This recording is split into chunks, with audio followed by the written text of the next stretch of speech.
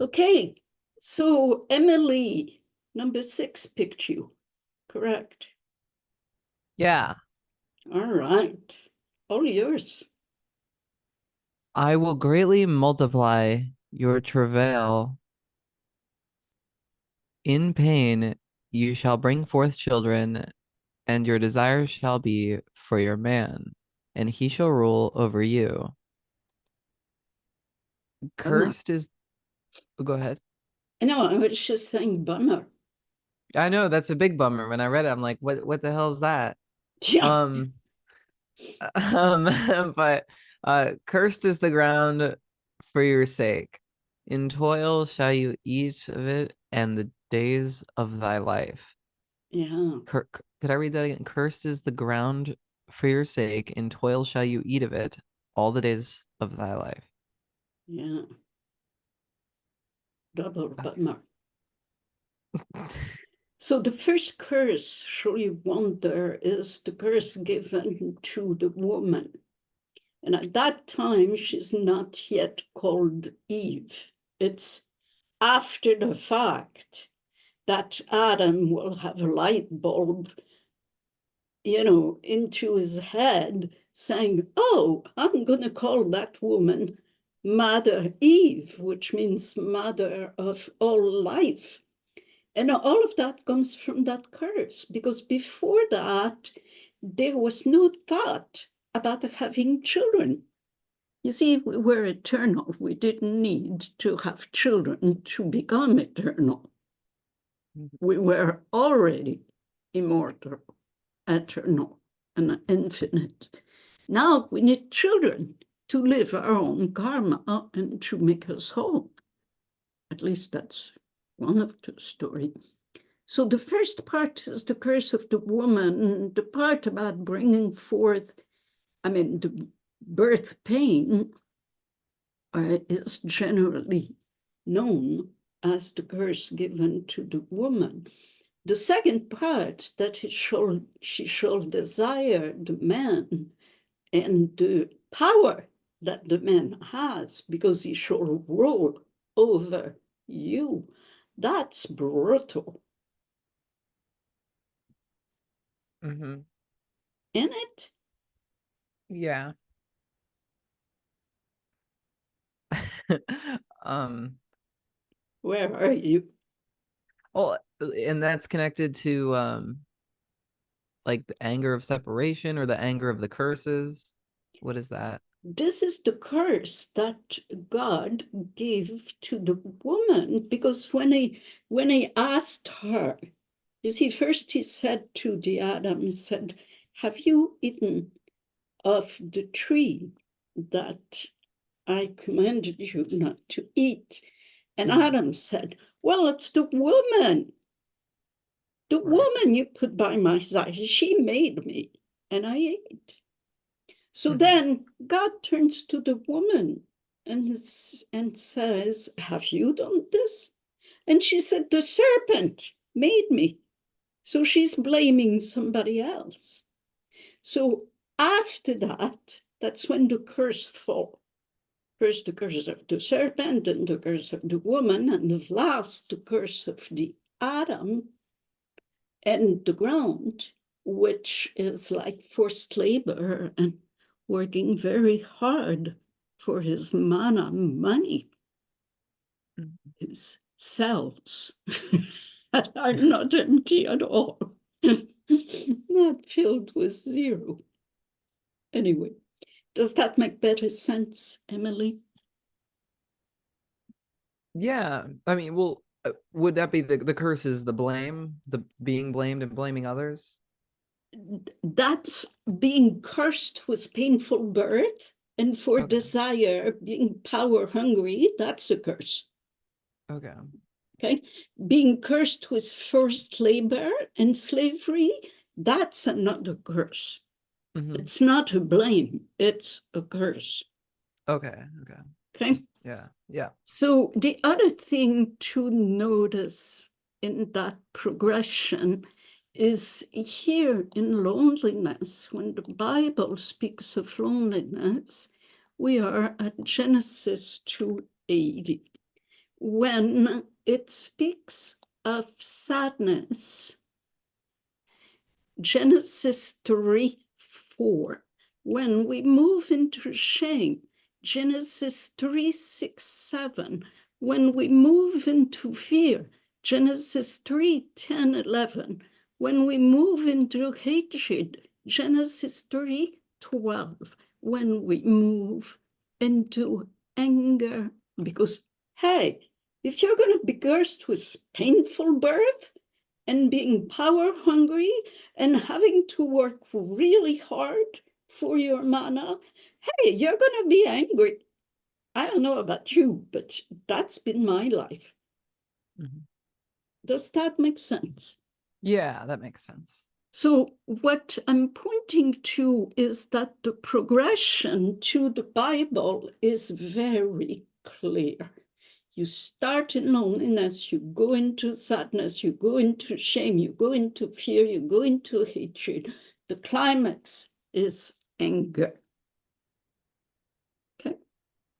Yeah. Cool. So What's yeah, after anger? that's it. The word of resistance, as well as its world, has 6 days. Those are the 6 days of resistance.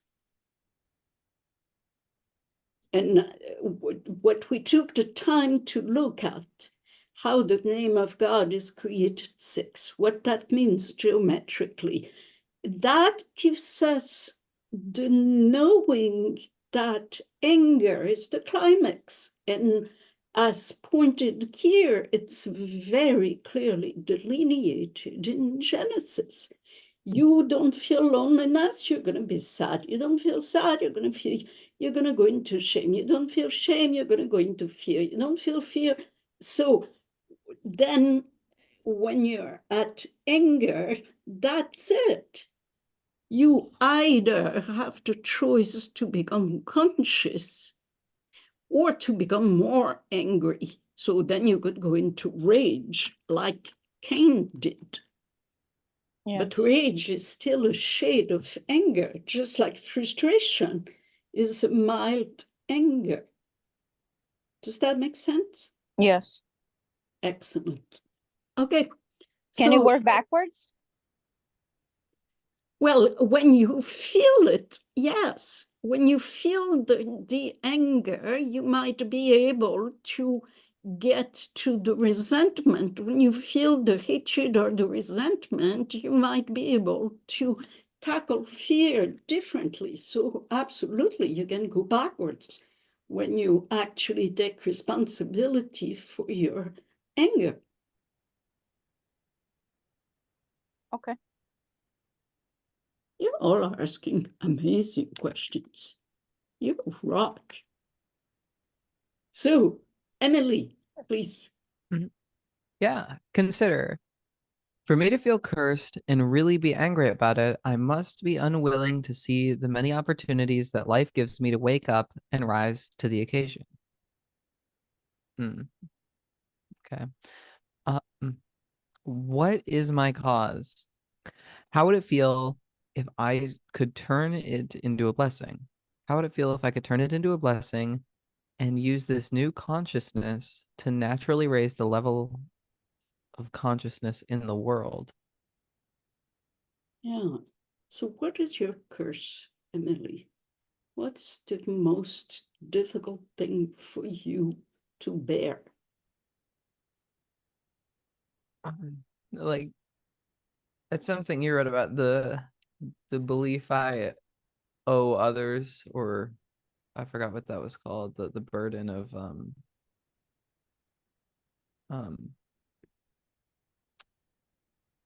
Yeah. yeah, I forgot what it was called. I understand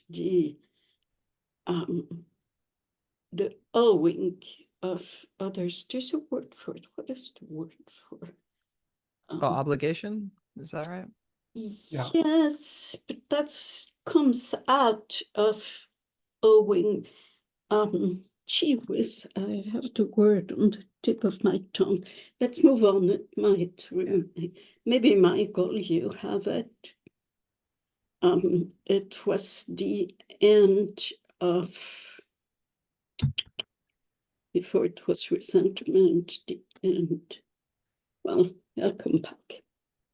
Yeah. And indebtedness, that's it. Mhm.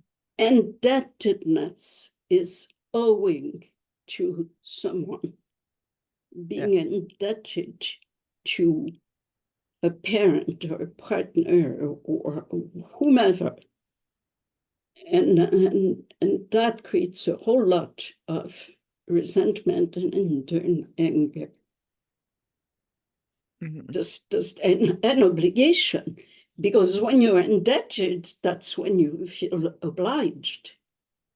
Yeah. Yeah. So your curse is indebtedness, is what I'm hearing you say. Yeah. Very good. So how would it feel if you could turn it into a blessing?